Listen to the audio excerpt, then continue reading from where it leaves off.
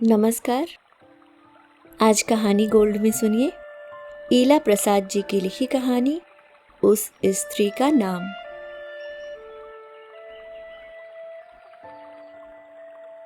Film सचमुच बहुत अच्छी थी। इतनी छोटी सी फिल्म और इतनी बड़ी बात कह डाली, वो भी कितने खूबसूरत तरीके से, मानो फिल्म न हुई कविता हो गई। शालिनी बोल ही पड़ी, अब घर जाकर तुम भी कोई कविता लिख लेना। राजेश मुस्कुराया। भीड़ छट रही थी। सहसा एक स्त्री सामने आ गई। तुम लोग किधर जा रहे हो? हमें नॉर्थ जाना है, नॉर्थ वेस्ट, राजेश ने स्पष्ट किया। तो फिर इन्हें राइड दे दो।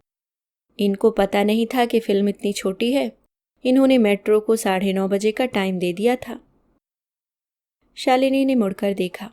बगल में एक वृद्धा चमकती हुई काली छड़ी का सहारा लिए खड़ी थी। राजेश ने हामी भर दी। न कहना यूं भी अनुचित होता, और लोगों की सहायता करना तो राजेश की आदतों में शुमार है। आप कहाँ से हैं? दिल्ली से? अब वह वृद्धा शालिनी के बगल में चल रही थी। नहीं, मैं तो पटने की हूँ। मेरे पति दिल्ली से हैं। तब तो दिल्ली आना जाना होता होगा। हाँ बिल्कुल। मेरी बेटी के लिए लड़का बताना बेटी, शादी ही नहीं करती। कहती है मेरा भाई अमेरिका में है, मुझे तो वहीं जाना है। हाँ, और आप भी तो यहाँ हैं। शालिनी मुस्कुराई।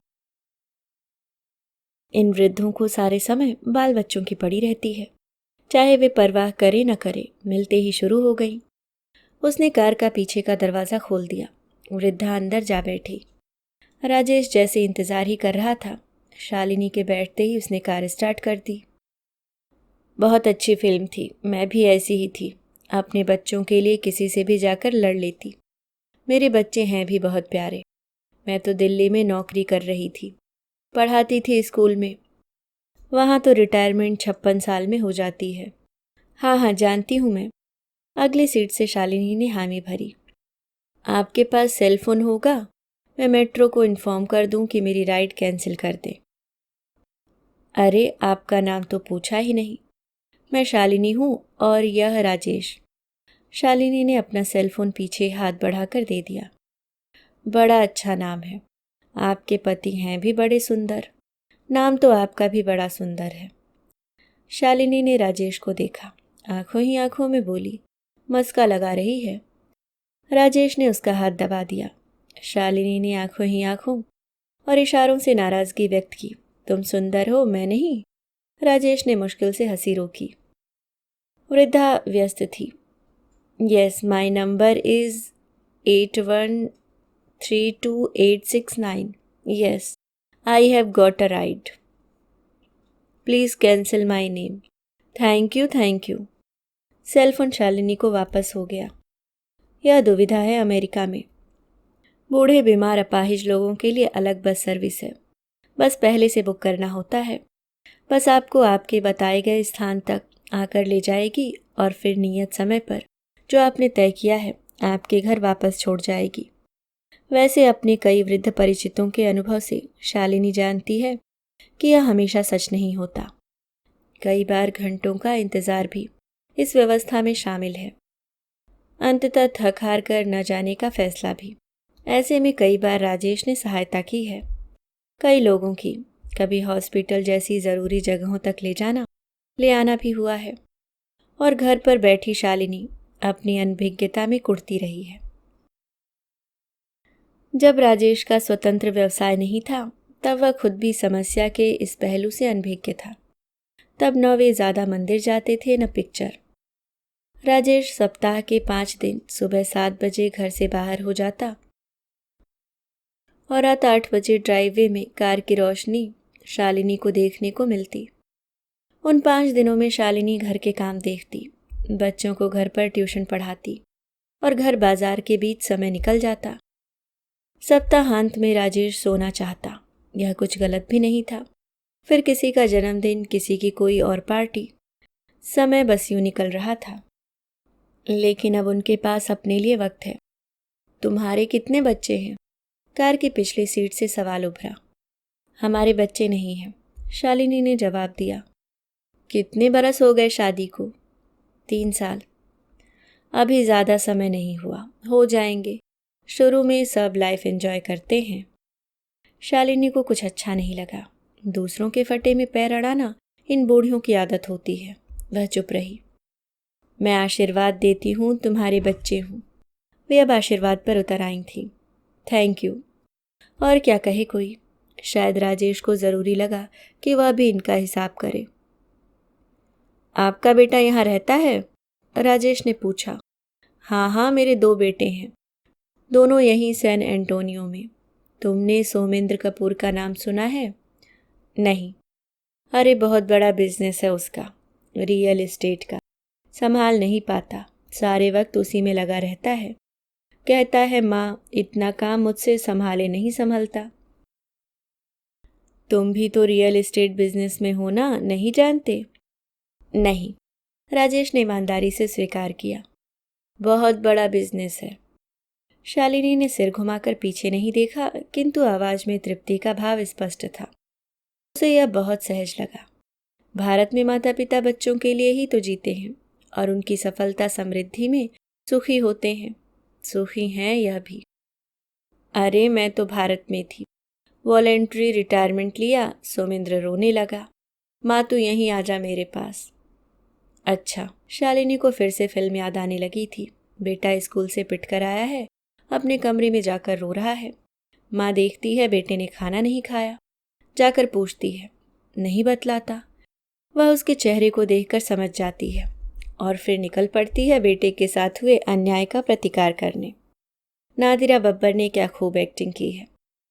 क्या तेवर है, लगता था सारी दुनिया को आग लगा देगी। काली माँ। आंखों के आगे फिल्म की माँ नादिरा बब्बर का चेहरा घूम गया। सोमेंद्र को फुर्सत ही नहीं, सारे वक्त लगा रहता है।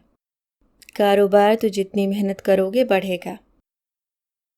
ऑक्शन में घर खरीदता है, फिर रेनोवेट करके बेच देता है। मुझे भी ले गया कई बार ऑक्शन में बोली लगाने, फिर मैंने कहा मैं नहीं जाने वाली, तू ही जाया कर। शालिनी समझ गई, रियल एस्टेट उसकी समझ में आता है। उसने भी यहाँ अमेरिका आने के बाद एक कोर्स किया ताकि राजेश का काम समझ सके, बल्कि टांग अड़ा सके। कम से कम राजेश यही कहता है, करती धरती तो हो नहीं कुछ, बिना मांगे सलाह देनी है बस। जब मनाया टांग अड़ा दी। तो इनका बेटा बड़ा बिजनेसमैन है, शादीशुदा, बाल बच्चों वाला। इस क्षेत्र में जो जमे हुए लोग हैं कई सालों से, वे सचमुच अमीर हैं। टेक्सास, जो अमेरिका का सबसे बड़ा राज्य है, में अब भी खाली ज़मीन बहुत है और जैसे जैसे आबादी बढ़ रही है, विभिन्न व्यवसायों से जुड़े लोग यहाँ आकर बस रहे हैं। पूरे राज्य में ही छोटी बड़ी इमारतों की संख्या बढ़ रही है। इस शहर में भी बड़ी तेजी से जंगल कट रहे हैं और उनकी जगह ईंट गारे के जंगल उग रहे हैं। लेकिन इतना फर्क तो तब भी है कि सब कुछ बड़े सुनियोजित तरीके से होता है यहाँ। कोई नया सब डिवीज़न बनता है तो हरियाली बनाए रखने के लिए हर घर के सामने एक पेड़ होता है, सड़क के किनारे पेड़ होते हैं। यानी कि कुछ ऐसा कि पेड़ों को भी तब इंसान की मर्जी से उगना होता है। वे यूं ही अपनी मर्जी से कहीं भी नहीं उग सकते, नहीं रोक सकते आपके हिस्से की धूप या रोशनी, बल्कि उसके हिस्से की धूप या रोशनी आप तय कर रहे हैं। सिर्फ उनके हिस्से की नहीं, सबके हिस्से की। इंसान खुदा हो गया है यहाँ, तब भी कितना असंतुष्ट है अपने अंदर। पैसे का क्या है बेटा, जितना भी कमा लो क्या फ़ायदा, लाइफ एंजॉय भी करनी चाहिए। वे कह रही थीं। हाँ ये तो है, तुम तो घर पर ही रहती हो, कभी मुझे भी कॉल कर लिया करना, वह शालिनी से कहने लगी। इस बीच राजेश ने वॉलमार्ट में कार रोक दी थी। गैस लेनी थी, वे कार्ड बनवाने अंदर चले गए थे। नहीं, मैं व्यस्त रहती हूँ, एक ऑनलाइन कोर्स कर रही हूँ, फिर योगा क्लासेस लेती हूँ, घर के काम, यहाँ तो कोई हेल्प नहीं होती, सब कुछ आपको ही करना होता है। तुम योगा सिखाती हो? तुम में क्वालिटी है, बड़ी अच्छी लड़की हो तुम। शालिनी ने सोचा राजेश को वापस आने पर चिढ़ाएगी। तुम देखने में अच्छे हो, क्वालिटी तो मुझ में है। आराम से, मुझे कोई हड़बड़ी नहीं, जितनी देर जहाँ रुकना हो रुक सकते हो। वे राजेश से वापस आने पर बोली। नहीं बस हो गया, कार में गैस लेनी थी, आपको शुगरलैंड की तरफ जाना है ना? हाँ, मैं रास्ता बताती चलूँगी। हमेशा आती जाती हूँ ना, इतने सालों से इधर हूँ। सोमेंद्र ने कहा। जब मैं नई अमेरिका आई तो बहुत बार कहा, माँ तुम कार चलाना सीख लो, मैं तुमको नई कार खरीद कर दूंगा, तुम सीखो तो। लेकिन मैं नहीं कर पाई। हाँ, एक उम्र के बाद मुश्किल होती है। लेकिन मैं नौकरी करती थी। एक बार गिर गई ऑफिस में तो जांच हुई, फिर पता चला कि खड़ी नहीं हो सकती, तो तब से रिटायर हो गई। यही एक बीमारी है, लगातार खड़ी नहीं रह सकती देर तक। शालिनी चुप रही, लेकिन उन्हीं जैसे बोलने का मर्ज था। फिर शुरू हो गई। बेटी, तू मेरी बेटी के लिए लड़का बतलाना। हाँ ज़रूर। किसी को बहुत सुंदर लड़की चाहिए तो मेरी बेटी से शादी करे। दिल्ली में अच्छी नौकरी है उसकी, 22,000 कमाती है, बहुत अच्छा गाती भी है, घर के सारे काम आते हैं। बस एक ही बात है, 5 फुट 1 इंच की हाइट है, 45 साल की हो गई, कोई लड़का ही पसंद ना आए उसे। आप इंडिया अब्रॉड या भारत मैट्रिमोनियल में विज्ञापन दे दीजिए। हमारी शादी भी विज्ञापन से ही हुई थी। अरे दिया था ना, बहुत रिश्ते आए, उसको कोई लड़का ही पसंद नहीं आया। तो शालिनी का सुझाया लड़का पसंद आ जाएगा, इसकी क्या गारंटी? वह क्यों इस पछड़े में पड़े? मुंह से बोली, हाँ ज़रूर। मन में सोच रही थी, एक उम्र के बाद शायद सब ऐसे ही हो जाते हैं। वह भी बूढ़ी होने पर क्या इसी तरह हर किसी से बोलती रहेगी? इतना अकेलापन लगेगा कि किसी को जाने बिना पहली मुलाकात में ही अपनी कहानी सुनाने लगेगी। भगवान न करें ऐसा हो, या कि शायद वह कुछ ज़्यादा ही आत्मकेंद्रित है जो इस तरह सोच रही है, यहाँ आकर असामाजिक हो गई है। वरना अगर बेटी अधिक उम्र तक बिन ब्याही रहे तो हर माँ बाप को चिंता होती है। हो सकता है बेटे लापरवाह हो इस बारे में, कुछ भी हो सकता है। उसे क्या, इन्हें उनके घर तक छोड़ दो, छुट्टी पाओ। कायदे से तो इनके बेटे को आना चाहिए था इन्हें लेने। किधर टर्न लेना है, राइट या लेफ्ट? फॉन्ड्रेन ड्राइव तो आ गया। सिग्नल पर गाड़ी रोककर राजेश ने पूछा। राइट ले लेना बेटा। सिग्नल अभी लाल ही था। तुम पत्रिकाएं पढ़ती हो? हाँ, मैं पत्रिकाएं बहुत पढ़ती हूँ। शालिनी ने स्वीकार किया। मेरे पास ढेरों पड़ी है सरिता मनोहर कहानियाँ, मैं बहुत पढ़ती हूँ, मुझसे ले लेना। मेरे पास भी कई पत्रिकाएं आती हैं, भारत से, दूसरे देशों से भी। अच्छा, आपके बेटे की उम्र कितनी है? राजेश की उत्सुकता उनके बेटे में बनी हुई थी। वह 55 का हो गया, अब तो उसके बच्चे भी बड़े हो गए, कॉलेज में पढ़ते हैं सब। बड़ा बेटा डॉक्टर है, बहू भी डॉक्टर। इन डॉक्टरों की भी क्या लाइफ है। डॉक्टर को तो डॉक्टर से ही शादी करनी ठीक है, समय ही नहीं होता इनके पास किसी के लिए। हाँ, ये तो है, पैसा कमाने की मशीन बन जाते हैं, कोई लाइफ ही नहीं। फिर रुककर बोली, मेरी शादी तो 14 साल की उम्र में हो गई थी। ससुराल में सब बड़ा लाड करते, नाम लेकर तो कोई बुलाता ही नहीं था, रानू ही बुलाते। मेरे पति बहुत सुंदर थे, एकदम गोरे, रशियन लगते थे, बहुत बड़ी नौकरी थी रेलवे में। आप अमेरिका कब आईं? बताया ना, बेटे ने बुला लिया। मैं तो उनकी मौत के बाद भी दिल्ली में नौकरी कर रही थी, अब बस बेटी है वहाँ, उसी के लिए चिंता है। शादी हो जाए तो वो भी यहाँ आ जाए। हाँ, सो तो है। उनका घर पास आने लगा था। मुझे बेटा डिप्रेशन की बीमारी है, योगा करने से ठीक होता है क्या? लेकिन मैं तो खड़ी नहीं रह सकती, देर तक बैठ नहीं पाऊंगी, आसन लगाना होगा नहीं। सत्संग में जाया कीजिए। हर सप्ताह जाती हूँ मेट्रो से। आपका बेटा नहीं आता? उसको कहाँ फुर्सत है, काम ही काम है। तब भी बहू होगी ना? अरे नहीं, सब बिजी हैं, ये अमेरिका की लाइफ ही ऐसी है। शालिनी ने मन ही मन समर्थन किया, किंतु बहू बेटा कभी कभी तो साथ दे ही सकते हैं। कौन जाने उन्हें मंदिर जाना ही पसंद ना हो। बहुत सारे नास्तिक भरे पड़े हैं दुनिया में, खुद वह भी ऐसी कोई ईश्वर की भक्त नहीं है। मंदिर में मित्रों से मिलना जुलना हो जाता है और दर्शन प्रसाद पाकर संतुष्ट हुए लोग घर लौटकर भोजन बनाने की चिंता से भी मुक्त रहते हैं। आए दिन एक एक मित्र से उसके घर जाकर मिलना संभव होता नहीं, न ही हर सप्ताहांत में वह ही सबको अपने घर बुला सकती है। तो मंदिर मिलन स्थल है, लेकिन इनके बहू बेटे के लिए शायद ऐसा कोई कारण भी ना हो। अमेरिका ही ऐसा देश है जहां अपनी मर्जी से जीता है हर कोई। इन्हें देखो मेट्रो लेकर कहाँ कहाँ चली जाती हैं, सत्संग, सिनेमा। इनके बेटे बहू को तो क्या फर्क पड़ता होगा, वे अपनी दुनिया में, माताजी अपनी दुनिया में। और राजेश तो सीधे सीधे कहता है हम यंग हैं, हम आशा भोसले शो में जाएंगे, इन बूढ़ों को मंदिर जाने दो। वही प्लान बनाती है दोस्तों के साथ, तो कभी कभी मंदिर जाना भी हो जाता है।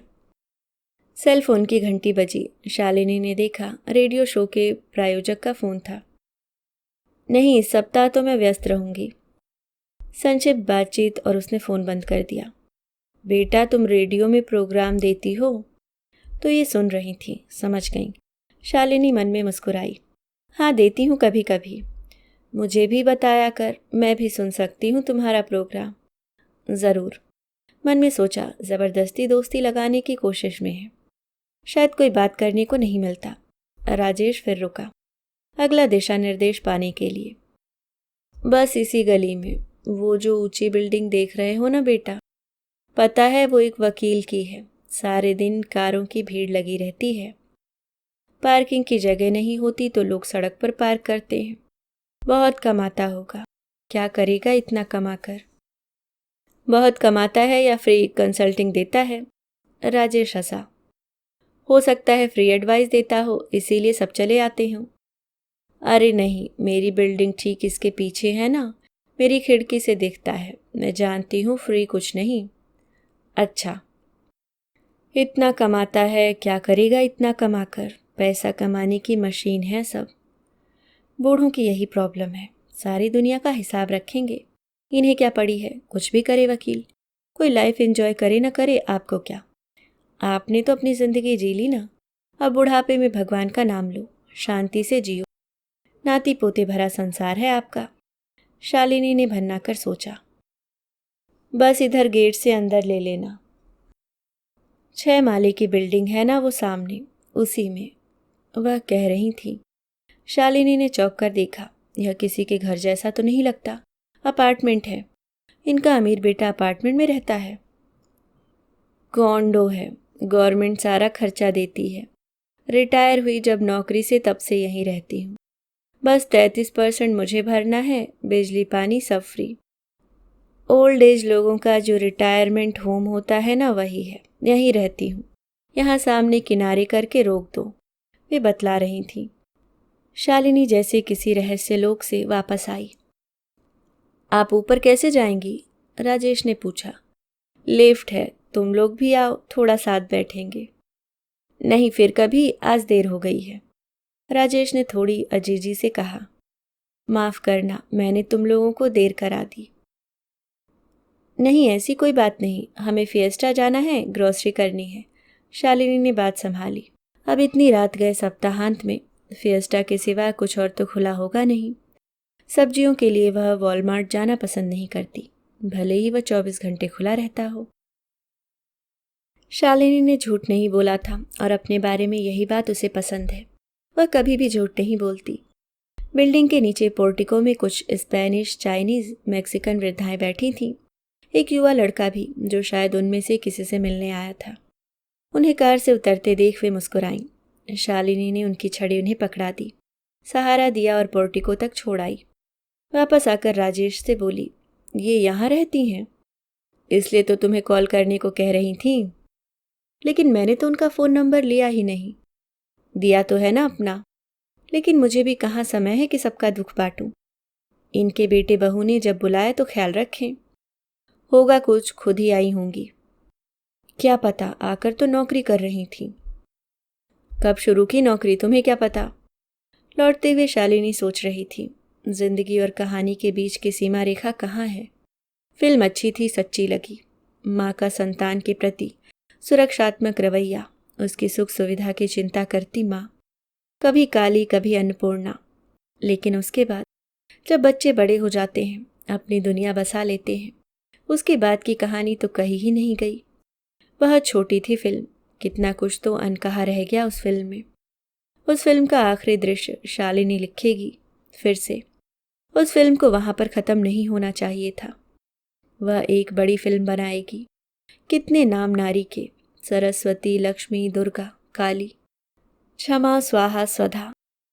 लेकिन बुढ़ापे में बच्चों को सारी सुख सुविधा देने के लिए ओल्ड एज होम चली जाने वाली, भेज दी जाने वाली स्त्री के इस रूप का नाम क्या है? उसे डिप्रेशन की बीमारी है। वह खड़ी नहीं रह सकती देर तक। असहाय, लाचार, वह अपनी खिड़की से वकील को पैसे कमाते देखती है। बेटे के फ़ोन का इंतज़ार करती है। परिचित अपरिचित की सहायता लेती है और बतला भी नहीं पाती कायदे से अपनी कहानी। देवी के इस रूप का नाम क्या है? दुर्गा सप्तशती में कहीं लिखा है क्या? शालिनी ढूंढेगी। अभी आप सुन रहे थे ईला प्रसाद जी की लिखी कहानी उस स्त्री का नाम।